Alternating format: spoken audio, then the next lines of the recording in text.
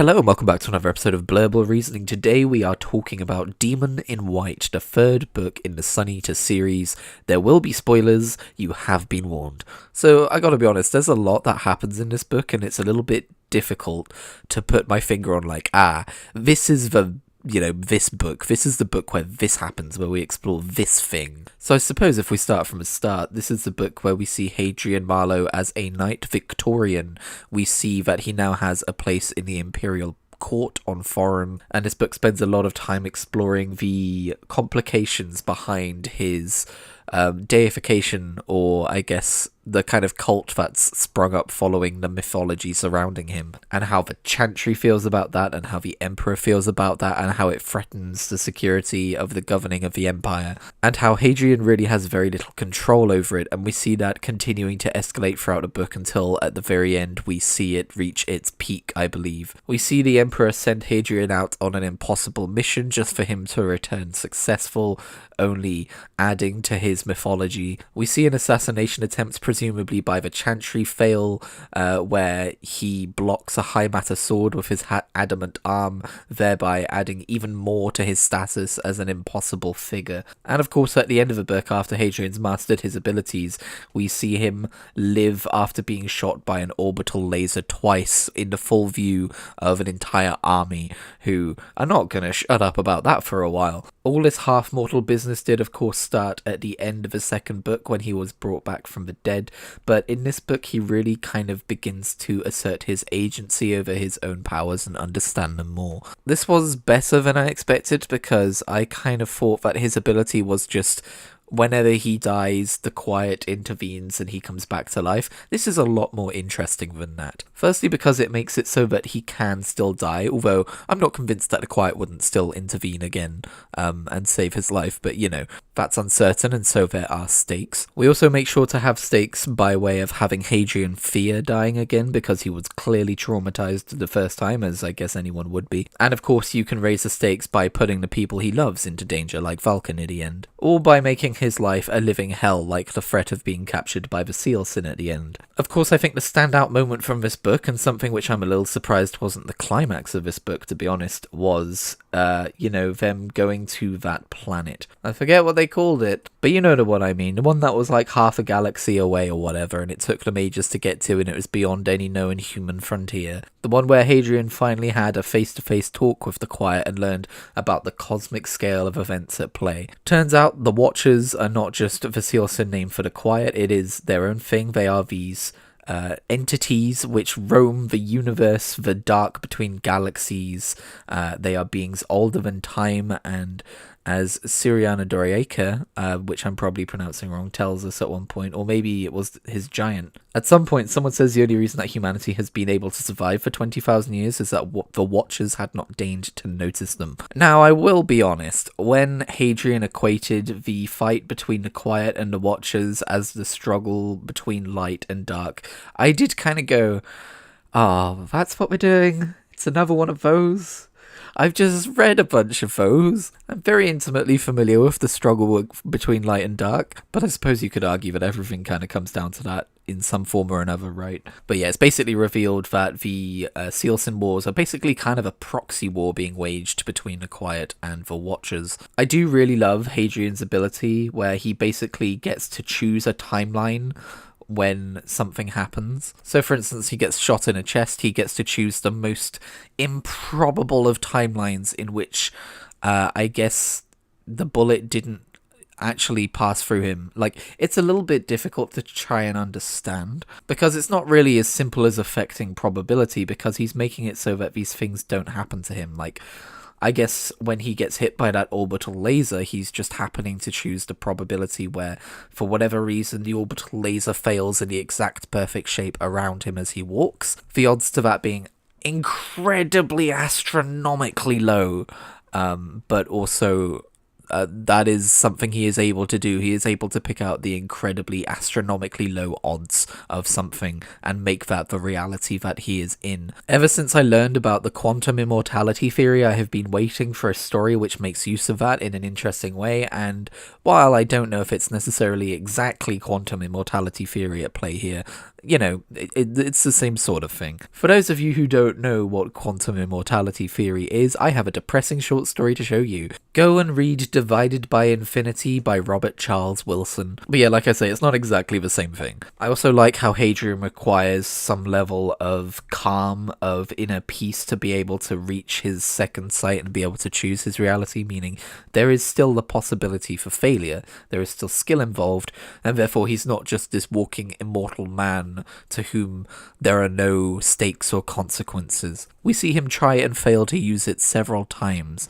Now, of course, before we get to this point, before he gets to talk to the Quiet and learn about the stakes at play and all this stuff, first we have the whole Colchis segment of the book. We have a break in the action, and sandwiched in the middle of the book is this segment where Hadrian goes to Nov Baelgar and is allowed to just go do some research and learn about, everything that the Empire has hidden away about the Seal Sin and the Americani and all this stuff. Basically, it's where they go to find the AI, which points them in the right direction to get to the ruins they need to get to be able to talk to the Quiet. But I was a little taken aback at first when we got to Colchis, because it was like fighting, or politics as well, and like, assassination attempts, all this action, and then it's like, and now to the library planet, where Hadrian gets to spend 6 years, I think it was like 6 years, basically doing what he loves most, with a woman he loves most, doing what she loves most. And on top of that, Tor Gibson is alive. I so did not trust this revelation for the longest time because it's so unlikely. But the more I thought about it, the more I realized, he never outright said that Gibson had been exiled to some mining colony to die a slave or whatever.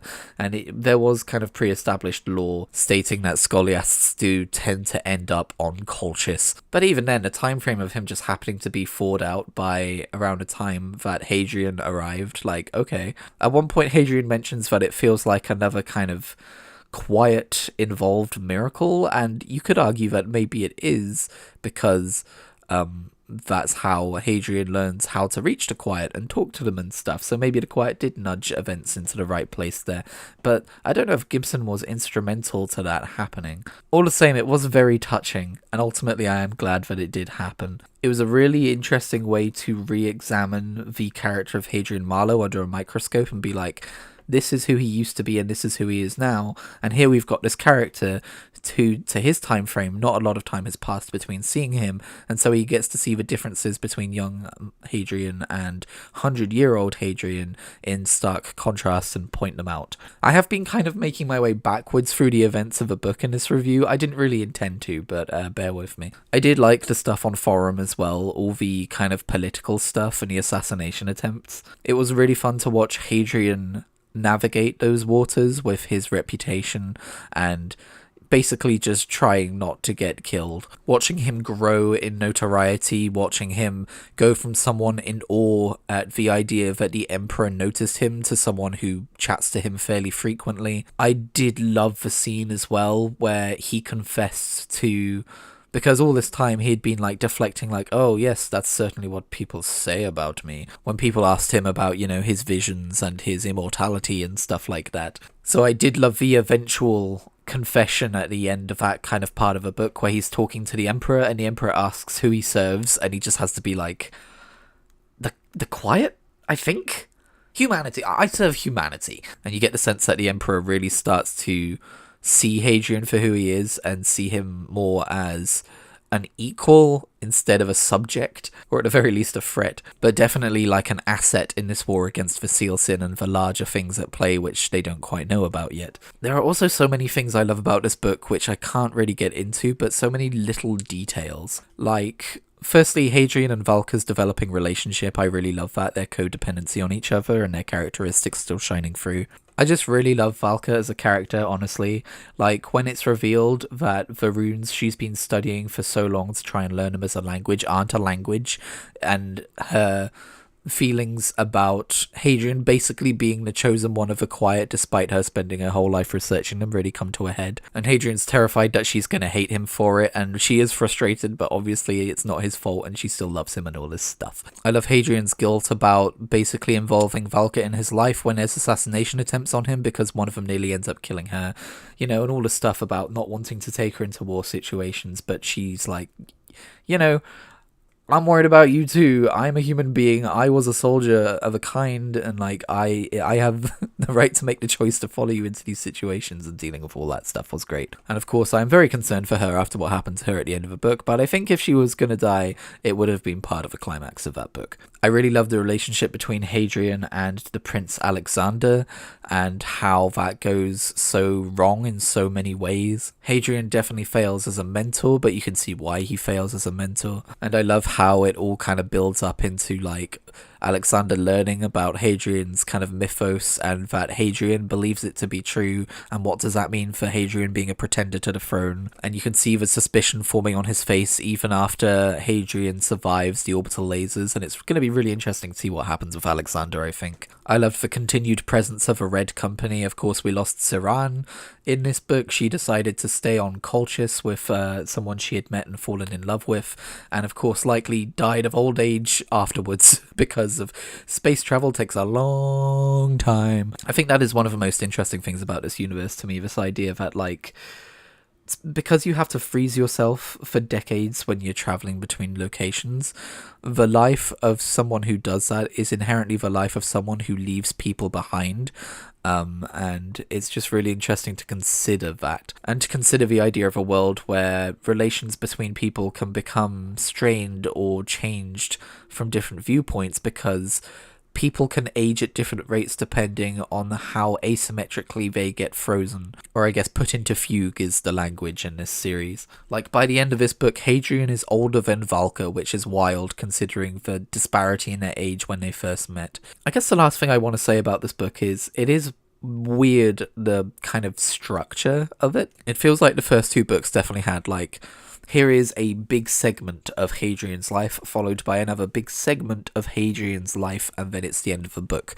Whereas this book felt like, okay, here's when he was here and did this, here's when he was here and did this, here's when he was here and did this. And it definitely flows. It definitely follows from a logical course of he was here, so he went here, so he went here, so he went here.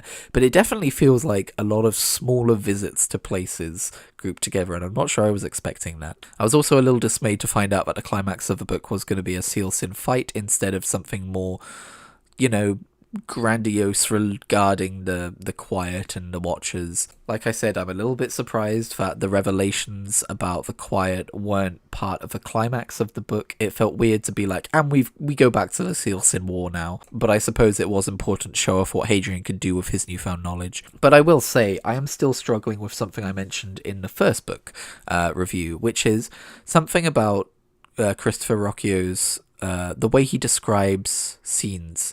I find it very difficult to visualize environments sometimes. And this could just be not being very well read of a sci-fi reader. Like, maybe it's just terminology that's, you know, common in the genre that I'm not all that used to yet. But while I love his prose, I think his prose is incredible. I think it's some of the best prose I've ever read. I spent a lot of that last fight being like, wait, where are we? What's happening? Like, trying to kind of like visualize events. I don't know if anyone else has had that problem. Let me know. Either way, that's going to do it for my thoughts on this book. I thoroughly enjoyed it. It's a 5 out of 5 for me. I'm really excited to see what happens next.